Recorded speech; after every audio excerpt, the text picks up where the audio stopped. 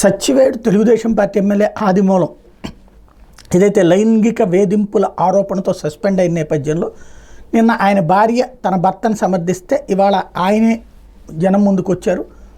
తన మీద కుట్ర జరిగిందని, ఆడపిల్లను అడ్డుపెట్టి కుట్ర జరిగిందని, ఇది వైఎస్ఆర్ కాంగ్రెస్ పార్టీ వాళ్ళు తెలుగుదేశం పేరుతో చేశారని ఆరోపిస్తున్నారు. ఇందులో ఆ అమ్మాయికి వదిలేస్తున్నానన్నారు. ఏంటి కుట్ర? వీడియోలో అమ్మాయి ఆయన ఇద్దరికి సంబంధించినటువంటి లైంగిక చర్య కనబడుతోంది. కుట్ర చేస్తే అమ్మాయి చేయాలి. అమ్మాయి తెలుగుదేశం పార్టీ నాయకురాలే. అదే సందర్భంలో వైఎస్ఆర్ కాంగ్రెస్ పార్టీ వాళ్ళు తెలుగుదేశంతో చెప్పి చేయించినట్ట నెంబర్ 1. రెండోది, ఆయన ఆ అనైతిక బంధాన్ని నడిపారా లేదా? ఆమె బెదిరించింది అని చెప్తోంది. లేదు, బెదిరించారా లేదా? బెదిరించకుండా అమ్మాయి ఎలాగా తన దగ్గర ఆ కార్యకలాపానికి అంగీకరించినట్టు లేదు. పోనీ ఇట్లా నేను బెదిరించలేదు, అమ్మాయి ఇష్టపడింది, ఏదో నిజం చెప్పండి విషయం. లేదా ట్రాప్ ఎవరు వేశారు?